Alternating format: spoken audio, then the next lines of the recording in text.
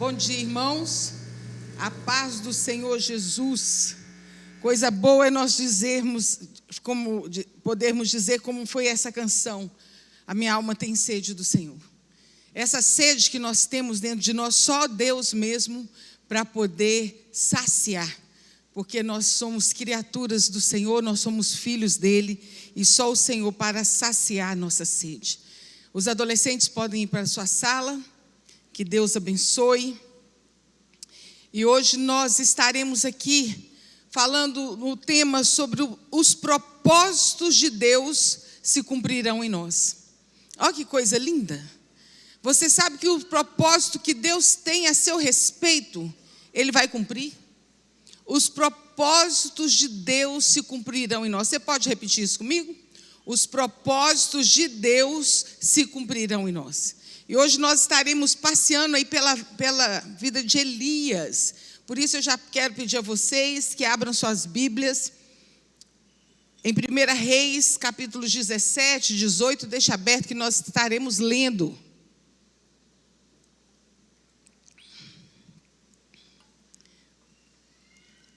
Deus tem um propósito para cada cristão.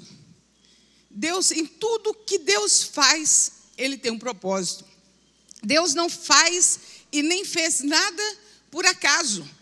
Tudo foi feito com um propósito determinado. Tudo, todas as coisas. Deus criou a terra para que o homem tivesse um lugar para habitar, um lugar agradável para habitar. Deus criou o homem para poder governar a terra e render-lhe louvores e adoração. Foi para isso que nós fomos criados. Nós fomos criados para o louvor e glória do nome do Senhor. Nós fomos criados para exaltar o nome do Senhor. Deus levantou uma nação a fim de preparar o caminho da salvação do Messias, para que o Messias pudesse vir a salvação do homem. Deus levantou uma nação, lá desde Abraão. Olha que plano maravilhoso. Abraão estava quieto na terra dele. E Deus fala para ele se levantar e preparar ir para um lugar que ele mostraria. E Abraão junta tudo dele e vai. E Deus faria de Abraão pai de uma grande nação. E até hoje nós somos filhos de Abraão, somos descendência, né? Porque nós somos filhos de Deus. Aceitamos o Senhor Jesus, nós fazemos parte dessa nação santa. Lá em 1 Pedro 2,9 fala: vós, porém, sois sacerdócio real, nação santa, povo de propriedade exclusiva de Deus. Vós que em outro tempo não erais povo, mas agora sois povo de Deus, que não tinha misericórdia, mas alcançaste misericórdia. E tem um propósito, a fim de anunciar a verdade, a palavra do Senhor. Em todas as coisas Deus tem um propósito. Deus enviou seu Filho Jesus para resgatar o mundo do pecado. João 3,16, porque Deus amou o mundo de tal maneira, eu acho esse tal tão intenso, porque Deus amou o mundo de tal maneira, porque Deus amou você e a mim de tal maneira, que Ele deu seu único Filho, Ele deu,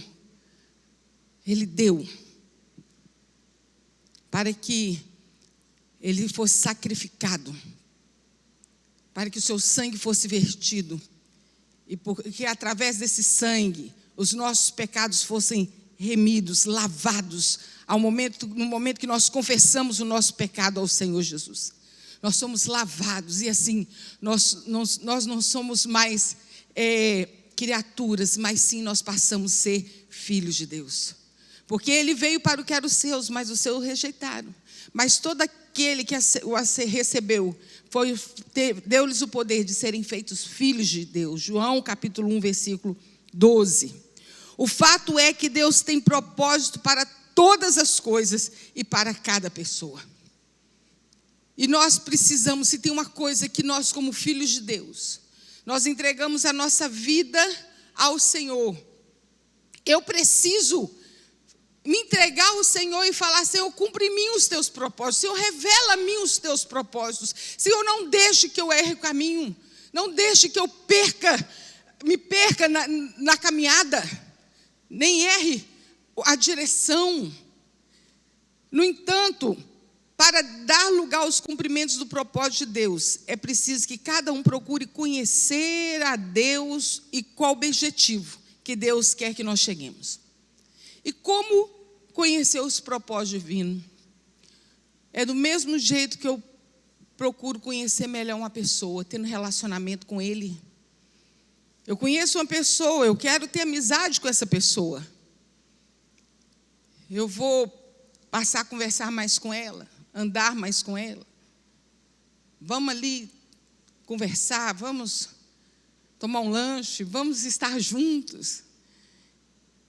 Você está sofrendo, eu estou junto ali. Você está alegre, nós estamos juntos. A palavra de Deus, alegrai com os que se alegram, chorai com os que choram.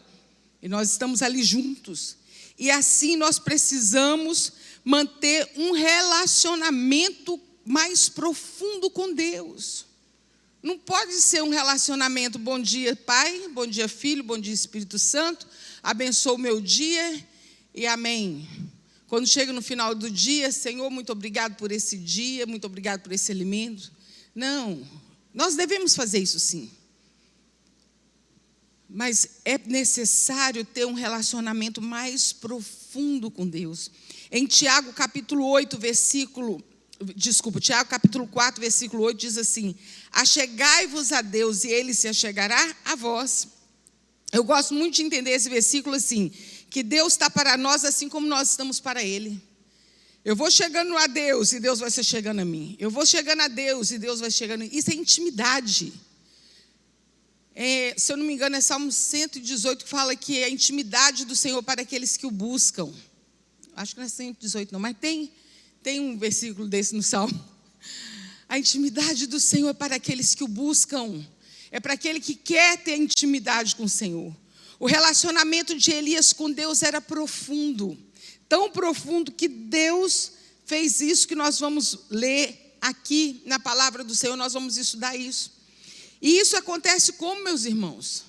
Através do jejum, através da oração, da leitura da palavra. Nós vamos lendo e conhecendo ao Senhor. Conhecer e prosseguir em conhecer o Senhor. Oséias 3, versículo 6. Conhecer. Você conheceu o Senhor? Tá bom, mas pode melhorar. Tá bom, mas pode ser muito melhor esse conhecimento. Precisamos aprofundar. E algo que, agora nós vamos lá no capítulo 17 de 1 Reis.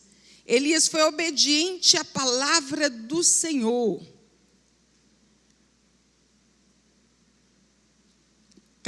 Versículo 2 diz assim, olha como que Deus falava com ele. Depois veio a palavra do Senhor dizendo, vai-te daqui e vira-te para o oriente e esconde-te junto ao ribeiro de Querite, que está diante do Jordão.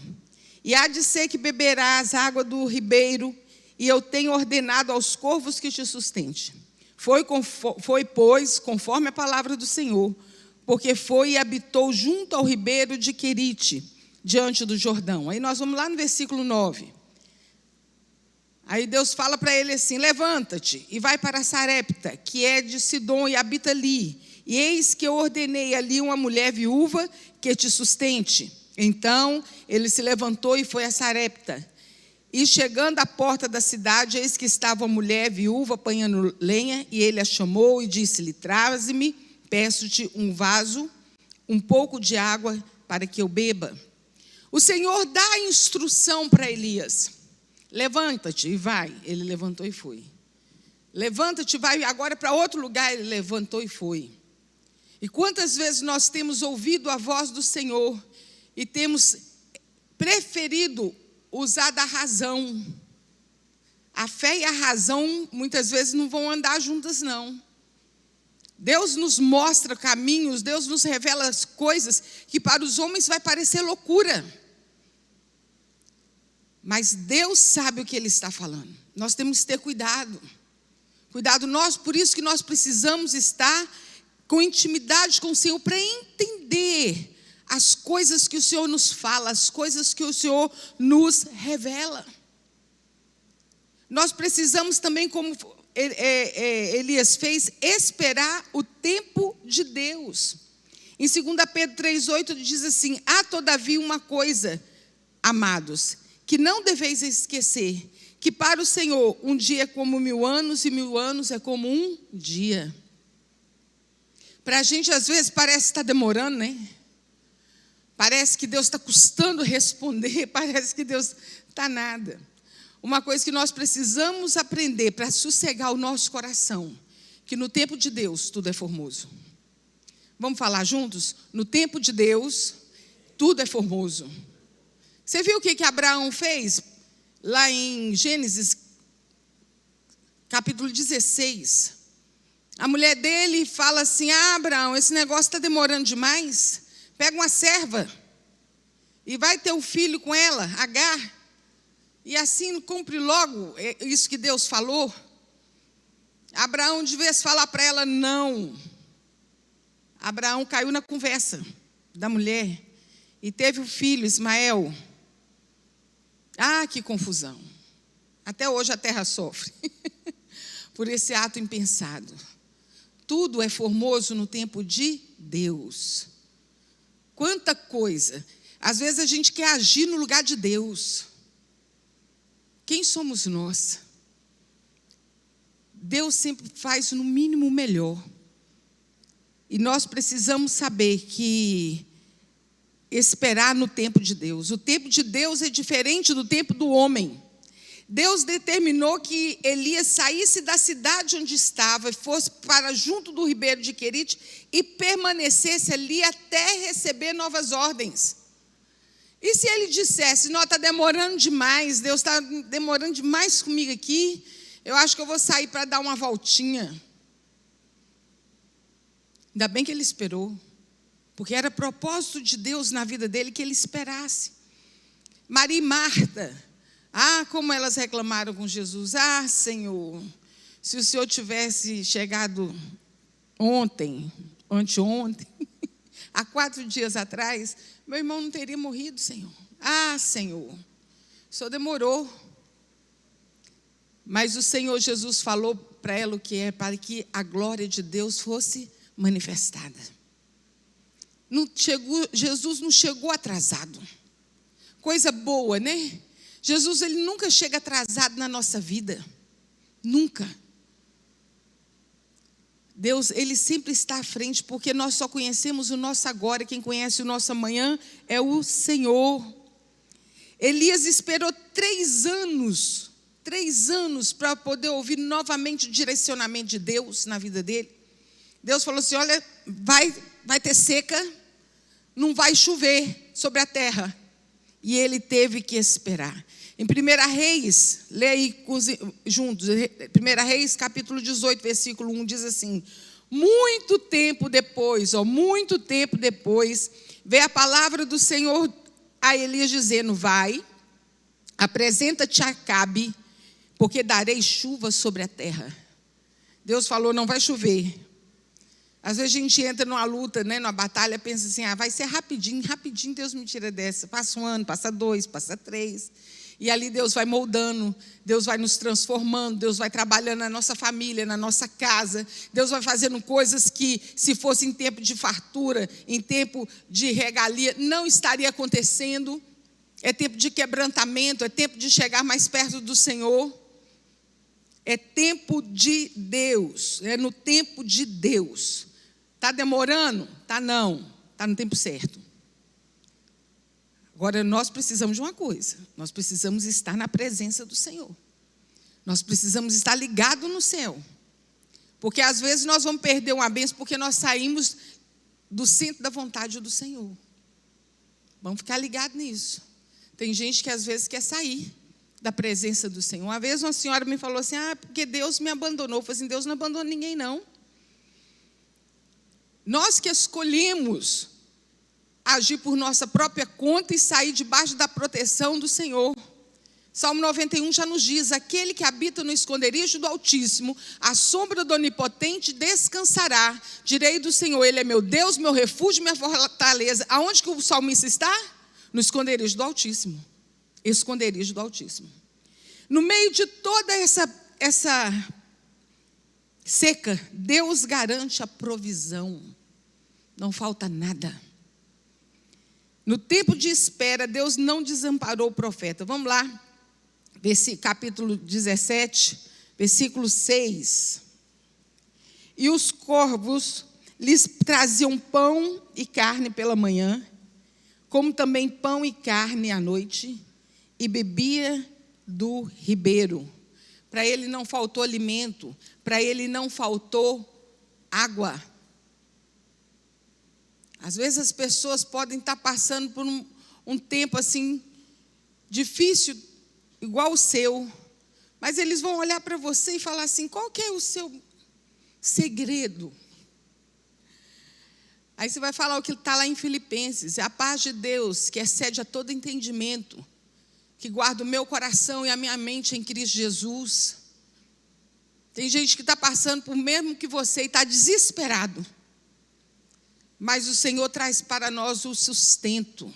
Sabe o que é o nosso sustento? É o nosso renovo.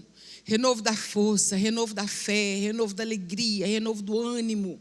Nós estamos na presença do Senhor. Deus vai providenciar alimento para o seu povo. O pastor pregou aqui, foi na virada do ano, né, pastor, que o senhor pregou sobre que não faltava, a roupa do povo não gastava, a sandália não gastava. Ah, se fosse um tempo desse, agora que nós vivemos, né? Os adolescentes iam ficar zangados, porque eles querem uma roupa todo dia, roupa nova. E a mãe vai falar assim: não, menina, a roupa está novinha, 40 anos. Foi a providência que o Senhor deu para o povo de Israel no deserto. Para Elias, enquanto ele permanecia no esconderijo.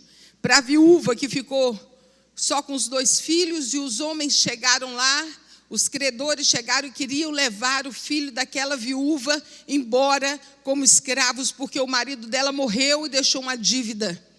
E ela foi atrás do profeta: me ajuda, me socorre.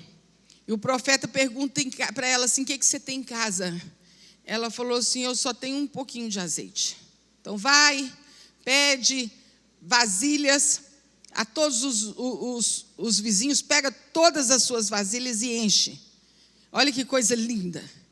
E aquele azeite, aquele pouquinho de azeite, ele foi multiplicando, multiplicando, multiplicando, multiplicando, até que ela não tinha mais vasilha. E ela chega para o profeta e falou assim: acabou. Ele falou assim: vai, vende, paga a dívida e vive do resto. Foi muito dinheiro, hein? Deu para render um dinheirinho bom. Era um tempo que todo mundo estava passando um aperto, e Deus mandou a provisão. Nós podemos ver a provisão de Deus, né, aquele milagre maravilhoso na multiplicação dos peixes.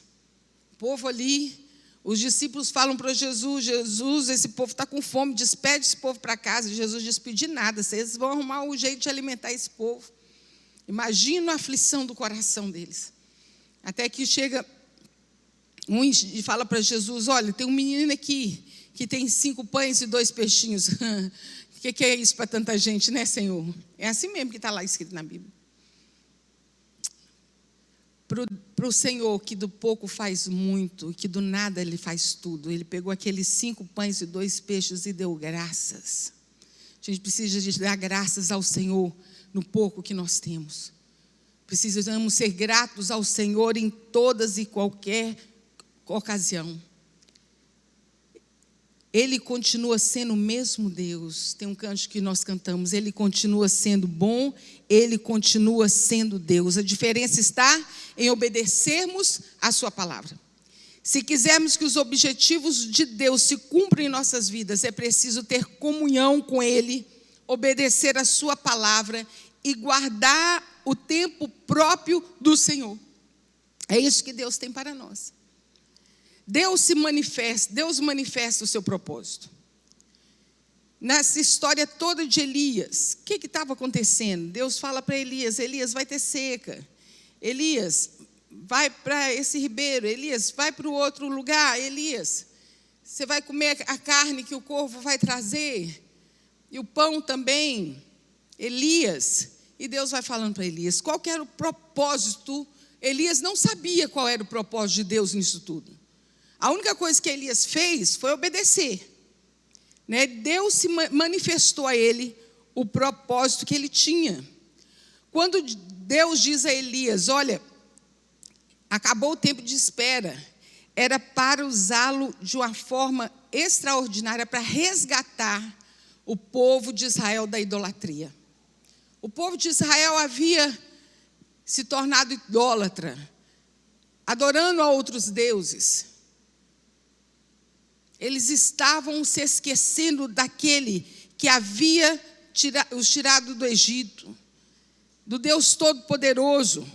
Por causa da idolatria de Israel, eles tinham se distanciado do Senhor.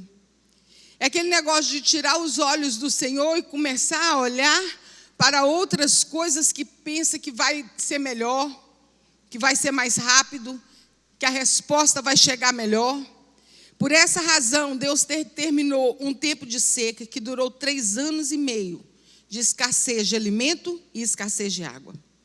Deus estava mostrando, eles tinham um Deus que chamava Baal. Deus estava mostrando a Israel que Deus Baal, considerado o Deus das tempestades. Olha, Baal era o Deus da chuva, Deus da tempestade. Não era coisa alguma, senão um falso Deus. Que o verdadeiro Deus é aquele que fala, vai chover. E aquele que fala que não vai chover. É aquele que manda o sol parar, a terra para. E assim Deus continua dando ordem. Deus é Deus. Nós vamos ler lá em 1 Reis 18, 17, quando Deus envia Elias ao encontro de Acabe para dizer que haveria chuva. Acabe ainda zomba de Elias. Ele falou assim, então, 1 Reis 18, 17. Vendo-o, disse-lhe, és tu o perturbador de Israel? És tu o perturbador de Israel? É muito interessante que os discípulos, quando chegavam, os discípulos de Jesus, quando chegavam em outros lugares, eles falavam assim, lá vem aqueles que estão alvoroçando o mundo. Né? Onde o Senhor chega, ele faz um movimento, é o movimento do Senhor. E Acabe fala, és tu, perturbador de Israel?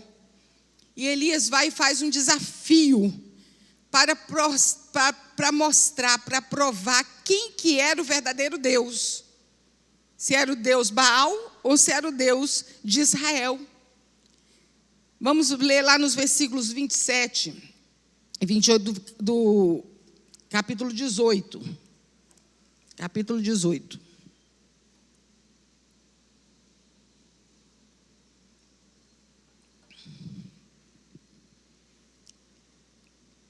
E sucedeu que ao meio-dia, Elias... Não, nem esse não.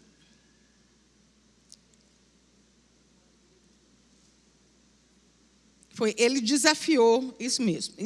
E sucedeu que meio-dia, Elias zombava deles e dizia, clamai em altas vozes, porque ele é um Deus. Pode ser que esteja falando, ou que tenha alguma coisa que fazer, ou que intente alguma viagem, porventura dorme e despertará. E eles clamavam com grandes vozes e se retalhavam com facas e com lancetas, conforme o seu costume, até derramar o seu sangue sobre si. E sucedeu que, passando o meio-dia, profetizaram eles, até que a oferta de manjares se oferecesse, porém não houve voz, nem resposta, nem atenção alguma. Então Elias disse a todo o povo, chegai-vos a mim. E todo mundo chegou a ele e reparou o altar do Senhor, que estava quebrado. Olha que cena, gente.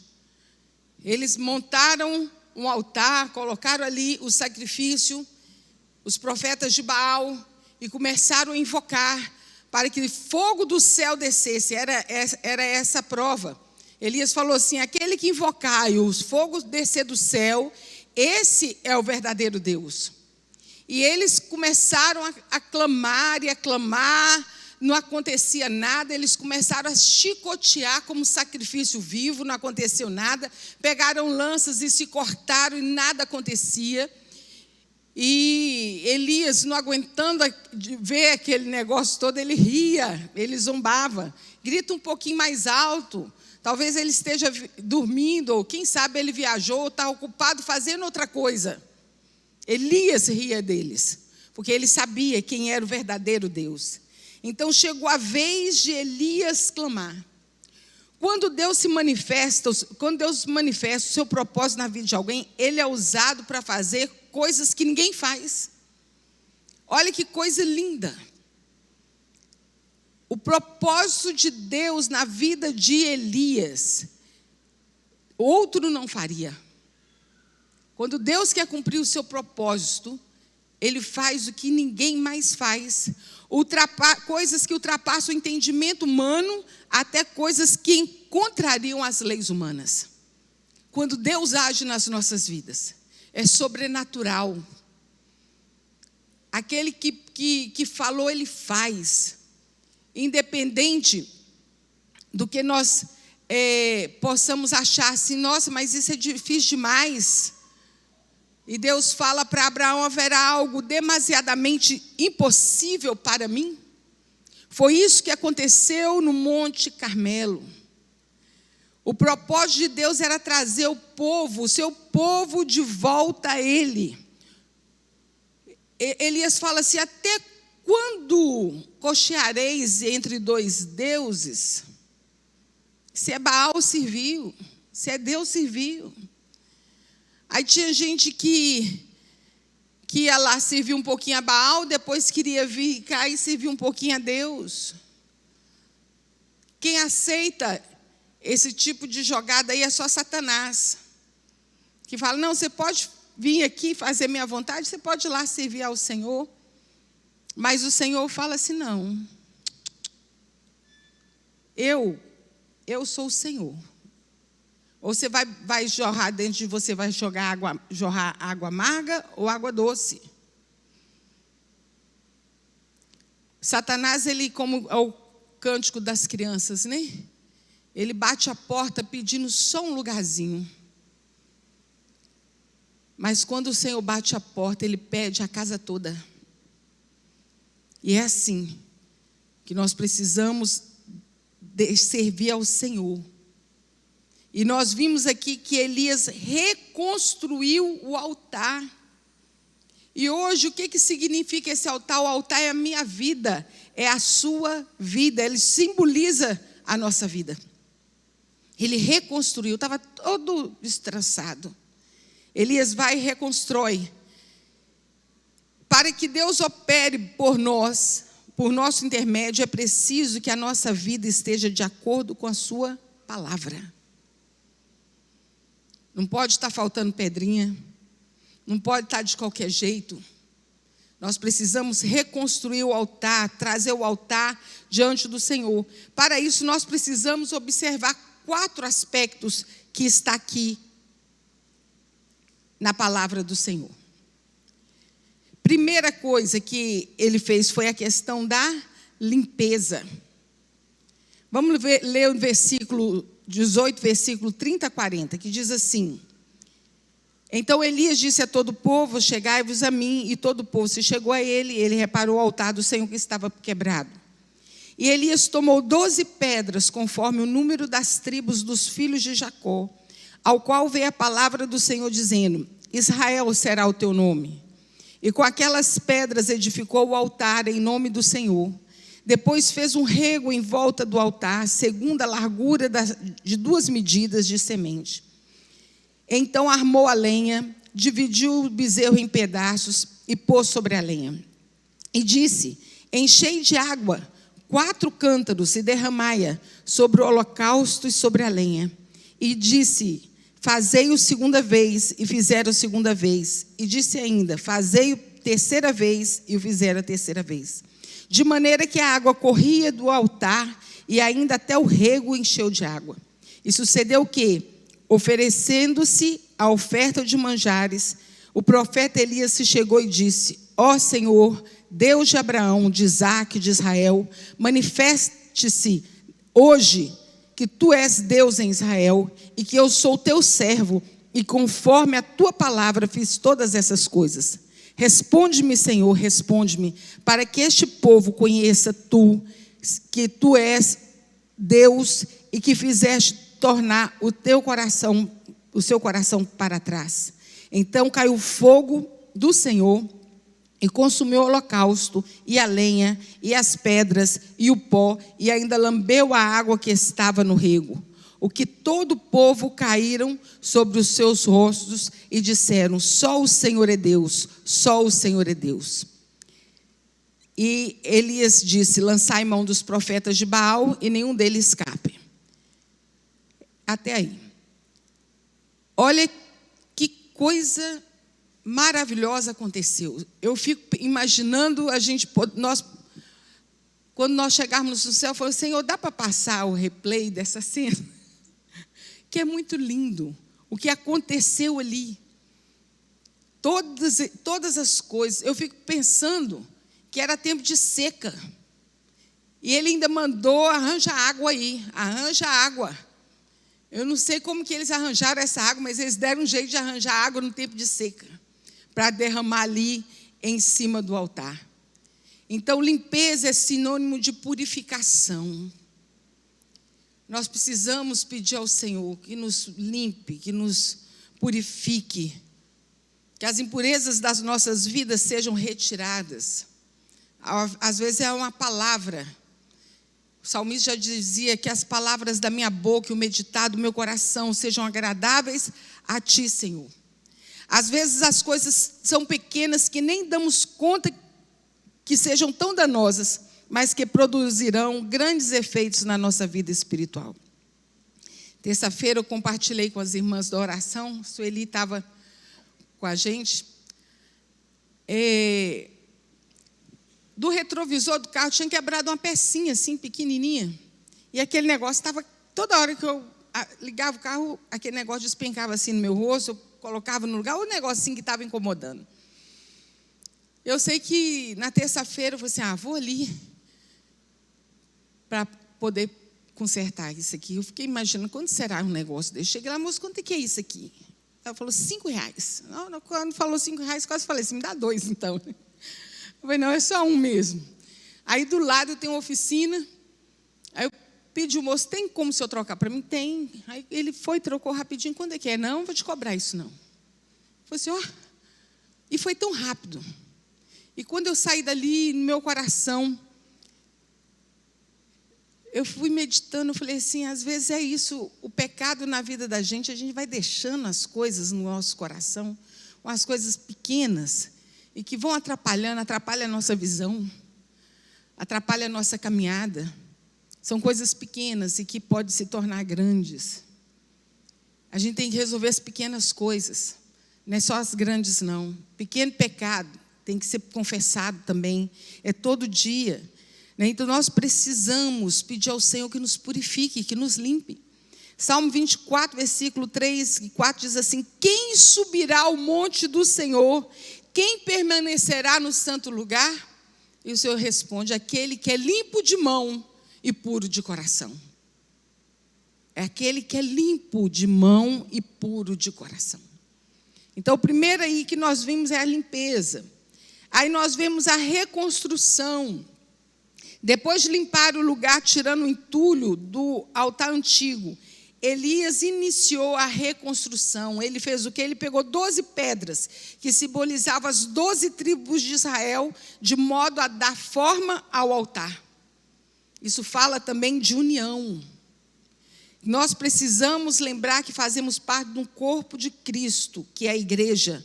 Precisamos estar unidos. Segui a paz com todos e a santificação, sem a qual ninguém verá o Senhor. Quantas vezes o Senhor fala sobre essa questão da comunhão? Paulo fala sobre o corpo de Cristo, né? Sobre sobre a mão, o pé. Cada um tem sua função, cada um tem seu lugar no corpo de Cristo. Ninguém precisa ficar com ciúme de ninguém, né? Com vontade de fazer o que o outro está fazendo, mas se Deus te colocou no lugar, faça. E o que você tiver que fazer, faça bem feito. Vamos andar em comunhão. Zangou com o irmão, que às vezes a gente zanga mesmo, vai lá, reconcilia com seu irmão primeiro, antes de trazer sua oferta no altar.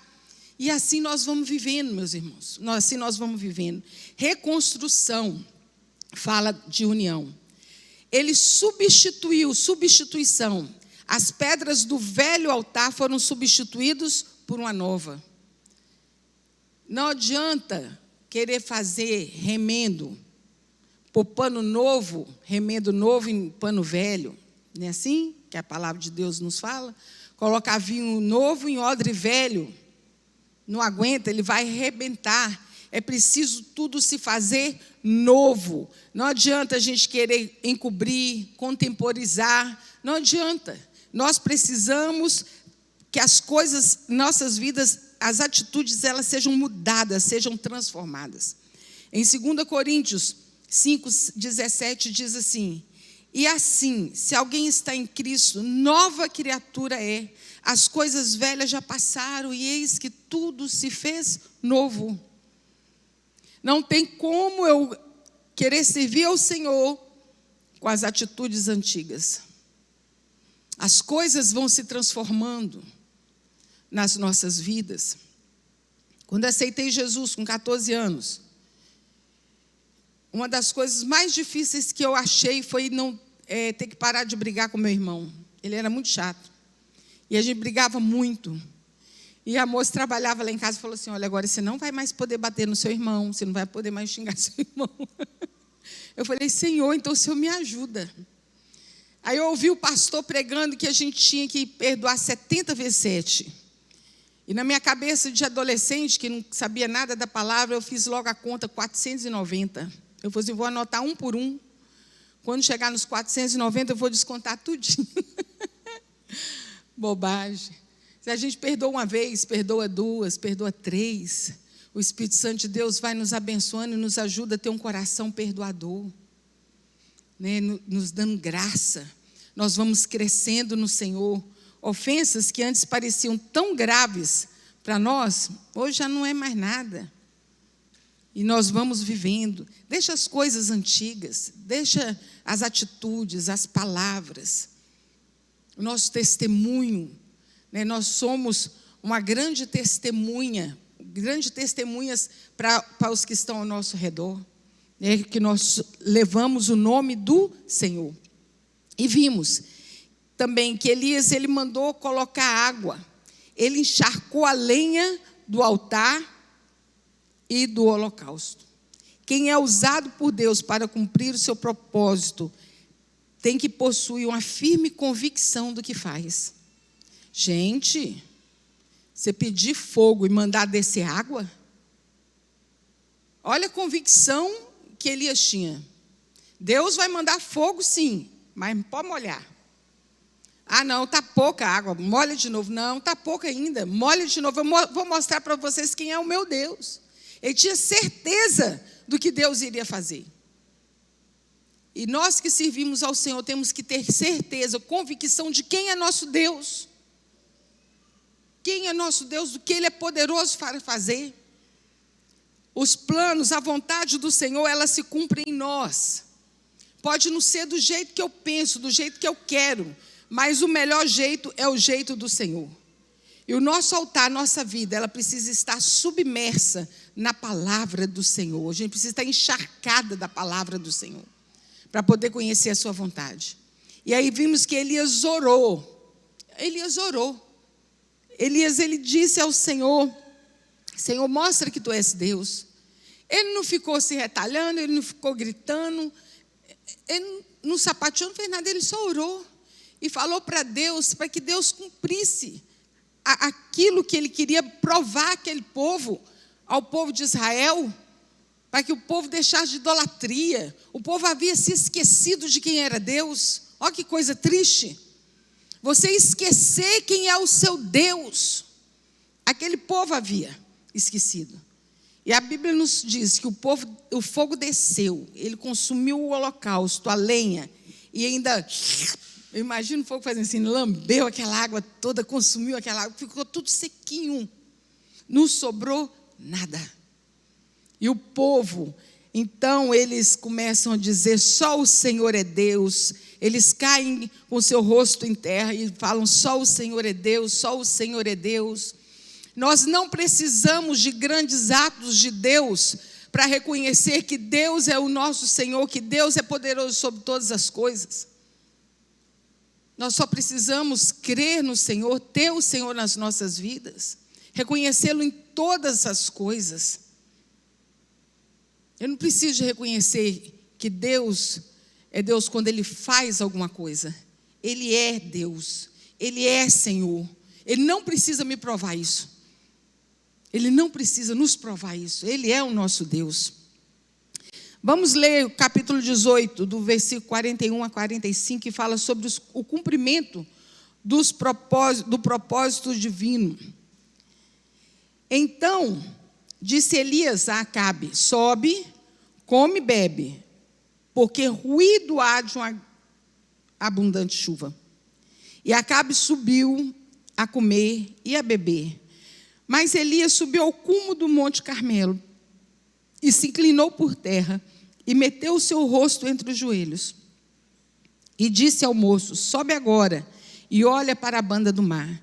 E subiu e olhou e disse: não há nada. Então disse ele: torna lá 7 vezes. E sucedeu que, a 7ª vez disse: eis que uma pequena nuvem, como a mão de um homem, subindo do mar. Disse ele então: sobe e dize a Acabe: aparelha o teu carro, desce, para que a chuva não te apanhe. E sucedeu que, entretanto, os céus se enegreceram com nuvens e vento, e veio uma grande chuva, e Acabe subiu ao carro para Jezreel.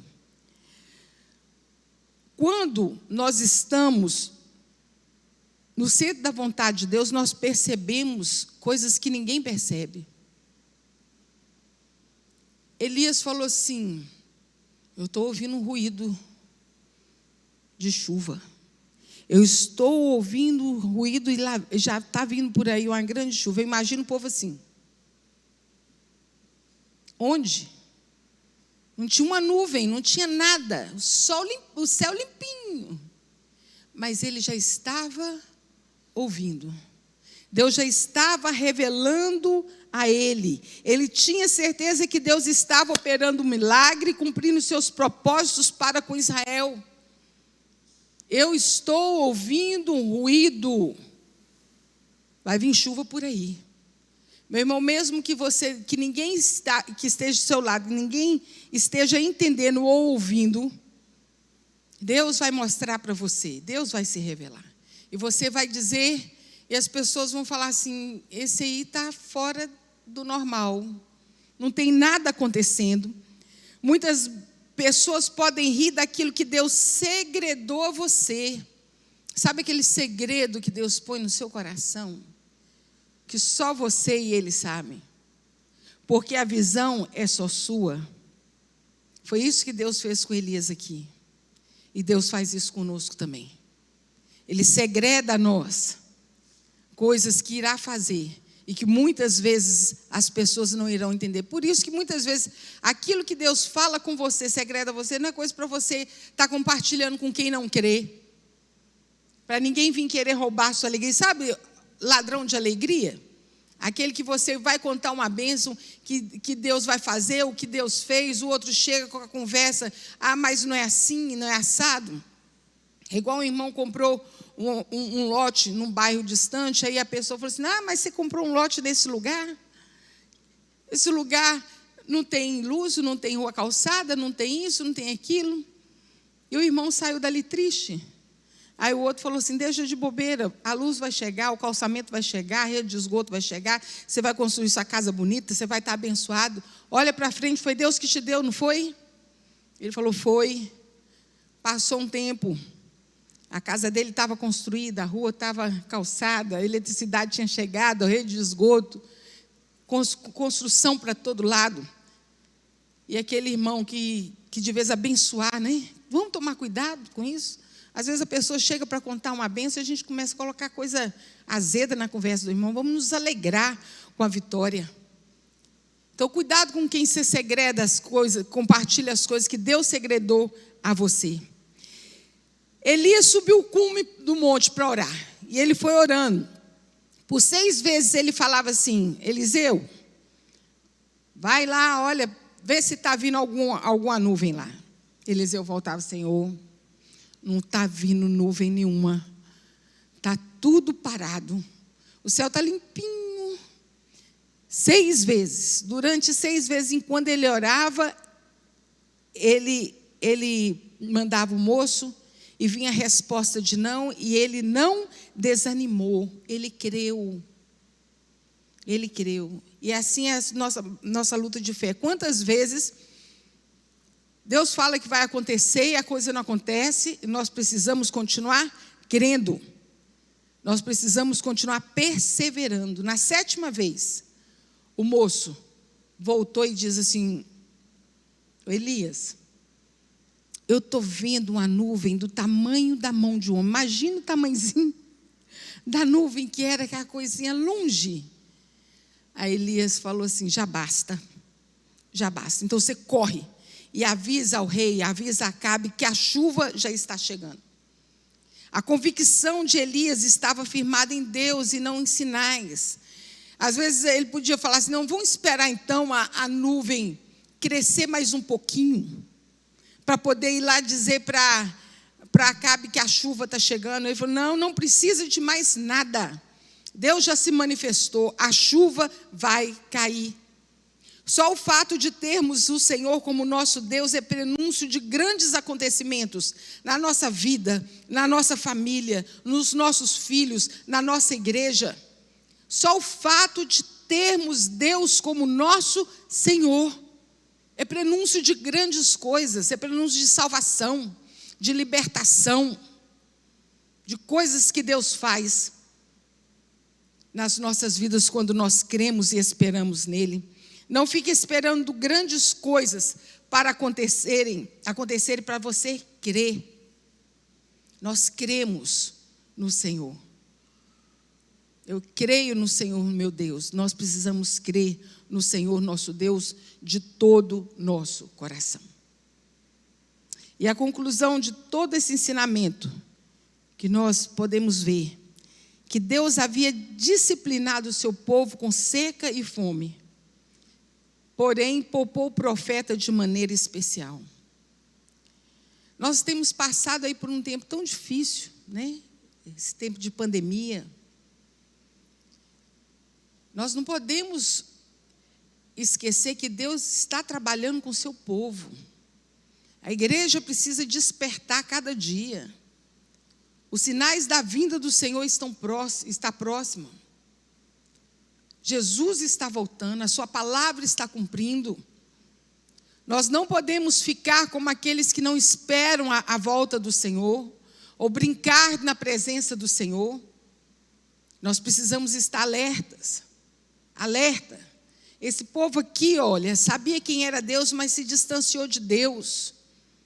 Precisou Deus mandar uma seca para que o povo se voltasse ao Senhor e Ele operar grandes milagres. Nós somos o povo de Deus, nós sabemos quem é Deus e precisamos estar na presença do Senhor. Está na pandemia, nós estamos na presença do Senhor, mas vamos chegar mais perto do Senhor. Vamos pedir ao Senhor que Ele se revele a nós em todo tempo. No tempo certo, Ele mandou fogo do céu para mostrar o seu poder como um verdadeiro Deus. Após esse acontecimento, o Senhor ouviu a oração de Elias e mandou a chuva para sanar a fome. Deus quer, da mesma forma, nos usar neste tempo de fome e sede espiritual. Além de nós despertarmos a nossa vida espiritual nesse tempo de pandemia, nesse tempo de seca que nós estamos vivendo, né? Nós precisamos também deixar Deus nos usar como boca dele aqui nessa terra, para anunciar Jesus, para anunciar os feitos do Senhor, para anunciar que o Senhor está retornando. E a igreja do Senhor precisa anunciar isso.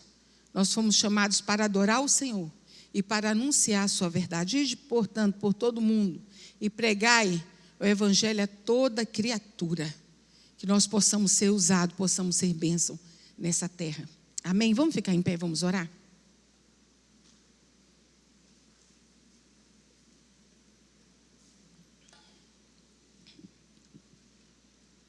Senhor nosso Deus e Pai, nós ouvimos a Tua palavra nessa manhã. Pai celestial, nós queremos estar mais perto de Ti. Queremos, sim, Senhor, ter mais intimidade com o Senhor.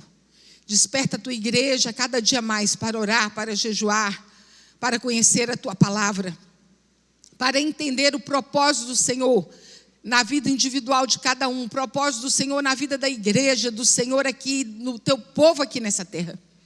Meu Deus, e que nós possamos, Senhor, despertar para servir ao Senhor e anunciar o Teu nome em todo o tempo. Meu Deus, para que vidas, Senhor, se dobrem ao Senhor. Meu Deus, se convertam e se salvem. Meu Deus, guarda a nossa família. Nos ajuda dentro da nossa casa, do nosso trabalho, aonde nós formos, que nós possamos, Senhor, anunciar o Senhor. Meu Pai Celestial, com a certeza daquilo que o Senhor está fazendo no nosso meio, nas nossas vidas. É que oramos a Ti em nome de Jesus. Amém. Deus abençoe os irmãos.